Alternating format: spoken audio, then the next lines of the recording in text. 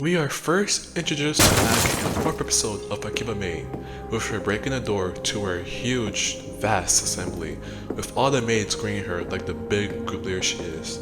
She then has her right-hand man, known as the Debt Collector, who speaks for the boss of Creaturelands.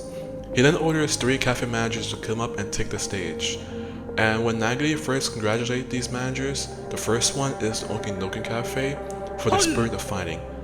Next, she congratulates the other manager, known as the Foxy Coxy Vixen Cafe, on the ability to make bread. But then, she gets discharged. This old MILF Takes this maid's life because she's been using the sweet money that she's been making in her cafe and using it for themselves, and not giving it to the Creatureland group, the parent organization that owns her cafe. We even see this other maid take the blame, even though she wasn't the one that shot the gun, because Nagi is the one, the boss, the CEO, the alpha. Hello everyone, this is your boy, CEO of Dudes, and today I'm starting a brand new series on my channel called Examining Madness, where I look at characters from fictional works, analyze them, and rate them from either mad, good, or wicked. In this series, I'll explore all types of characters that don't necessarily have to be evil. They must look or seem mentally insane to be on my list though. I'm gonna come. Now, I would like to give a little info about this story for the ones who clicked on this video but don't know what Akiba Maid is about. The small basis of this story is that a young 17-year-old girl named Nagomi moves to Akiba Maid to become a maid after being persuaded by a flyer. Once she becomes a maid, she soon realizes that the maid life in Akiba Maid is not what she expected, with gang fights, territory wars, gang banging, shootouts, etc, etc. Now back to this old MILF. Who exactly is Nagi? Nagi is the founder and commander of Creaturelands. She is a CEO with an icy personality, being seen killing her own maids if they don't follow her orders or aren't loyal to her, who rules absolute dogma to all the maids that work under her, and would threaten other cafes she owns to death if they don't fulfill their jobs, or even worse, betray her. But with all the power and control she has over her maid lies a very miserable CEO under her stature. But why is this? What made her turn to the Sigma she is? Well, first we must go into her backstory.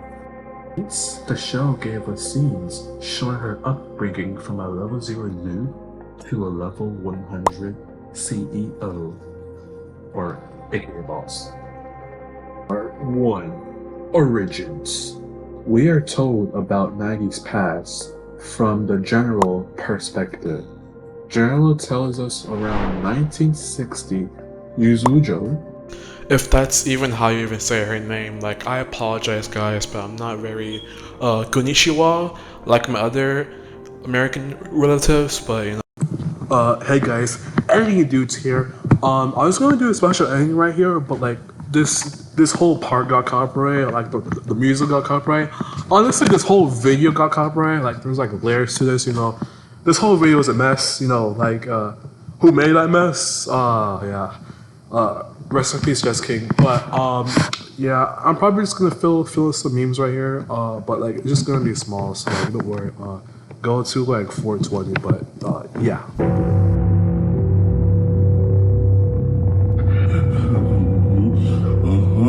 You want this nut?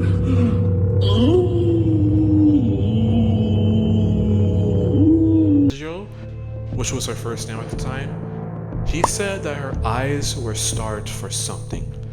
Interesting. Now, the cafe that Nagi worked at the time had its violent lifestyle going on until Renko joined along as a new member at this cafe. And by the way, this is the same Renko we see still working at the Okidoki Cafe, getting 20 bombs and 4K badges at these other cafes. Like, oh my gosh, she needs to join TSM or something. Like, oh my gosh, her skills is just something else.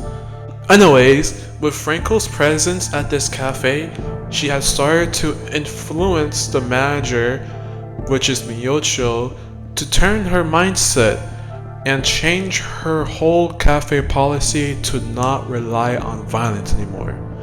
Yuzuku slash Nagi was unable to cope with this change, so she put out a hit on her own manager to get her killed, secretly. The general ends up telling us that Nagi wants power because she is afraid, but the same power ends up leaving her alone. Bar. And ends by telling us she is a sad, foolish creature.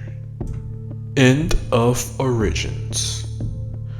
Now we see from Nagi origin story that she seems to be an awful, very awful person. From where she orders a hit on her own chief who was literally like a mother to her, and after she saved her from her own poverty since she was a foster kid with no real parents that we know of, she also let one of her co-workers with whom she had formed a sisterhood bond with go to jail so she could rise to the ranks alone. But we need to understand why would she do this in the first place. Was the non-violence policy really something she was really afraid of, or was there more to it? First, we must consider why Miyocho even chose Nagi to become her successor in the first place. Now in this story, we don't ever see maids of kids, either because they die before they find love, or if they do have a kid, the maid will probably leave their violent job to commit to parenting because it would suck to be a mom and a gangster at the same time. And just another side note, maids probably still have like love and like small relationship, even though from what we heard in the show, it's prohibited for maids to have any like type of love relationship. They probably secretly have love, you know, especially some of that lesbian stuff in there. Like it's definitely some lesbian stuff in there. But yeah, this led Miyocho to adopt a kid of her own and raise to become her true successor for her business. But it probably wasn't as simple as this. But what I mean is that she could have opted to choose a bunch of girls to become one of her successors, but she wanted to see which one was stronger out of all, so she had them all fight each other to like a death, like, you know, Hunger Games styles and whatnot. Like, we remember, Miyocho, before she got changed by Rinko, was a very, very violent person. So maybe she had these girls like fight to the death, which will explain why Nagi is the way she is. We also don't know why Nagi was an orphan at that time. You know, the story never gave us any details about her real parents, or if Nagi ever sought out to find her real parents. We don't know if they could have died in an accident, so I really won't go deep into that. But it does tell us something that Nagi has an internal feeling of belonging, and she wants to have a family because she doesn't. Since she was an orphan, she had no real family. So this will also give more attribute to Nagi's personality. So we will have to look at this in 3 ways for why Nagi did what she did when she got her boss killed. Option 1. She saw Miyocho becoming a weak and a soft maid, and she chose to bring her down to not bring shame to her own restaurant and make them look like fools. Option 2. Number 2, she was afraid that she was getting replaced by Renko. When she seen that Renko had changed the store policy that she was against, she seen Miyocho was giving more favor to Renko, and in turn could have replaced her to become the next successor instead of herself. So she was afraid that she will lose her power or her connection with Miyocho, so she chose to take her out so she can become the next successor. And yeah. For number 3, Miyocho's non-violence would bring a downfall to her cafe. Since other cafes can take advantage of this non-violent policy and attack them, which will leave them defensive since they can't really fight back, really? Yeah. With all the possibilities, the intentions will differ, but the outcome will remain the same, with Nagi becoming the ultimate maid, chief, CEO, MILF of all of Akiba, becoming the huge mafia boss. Present day crimes. In this part, we will review her significant actions she took in part in the series and drop all charges for the illegal things she had done, which is a lot, so let us begin. Number 1. Death threats. Nagi threatens her own drill masters death if they ever fail their jobs to structure their maids. Now, it's normally illegal for bosses to give death threats to their own employees, and even though it is common in America, it's still pretty illegal, so death threats. Number 2. Racketeering. When the Pixie Cafe was under attack by King Crimson, they had asked help from Nagi, but the CEO refused, even though it is the company law or rule under the company to support and help all maids under the establishment. So they had broken one of their rules. Number 3. Breach of contract and negligence. Nagi takes over the Space Maid establishment by using illegal means and criminal actions. Number 4. Conspiracy and match fixing. Nagi Organization is the sole company to host the Akiba Maid Festival, a festival about Lady O'Mel, with the winner gaining the spirit of Lady O'Mel inside, which leads to more customers and hype. Nagi immediately rigs this event by making her cafe that she manages under her the sole winner.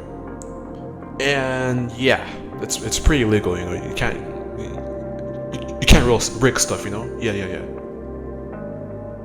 Number 5. Constructive termination. Nagi disowns the Pixie Cafe since they didn't conspire with them on the festival scheme. And it wasn't like they did this on purpose. It was mostly because their manager did her job to read the manual that she was given. But I mean, it was illegal anyways, but still. Number 7.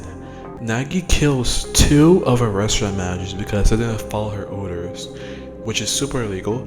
And then she also kills a general, which is like another murder. So like it's not really a triple kill since she killed them like in 2 different time frames, but you guys get what I mean, you know. Yeah. Number 8. Second degree murder. The final kill she has in this series wasn't even any of the Pixie Maids who she was trying to kill. It was one of her own ace maids that she manages under. Like, oh my goodness, she just does not care. She's just like friend or foe. If you make her upset, she'll kill you. It's just so messed up.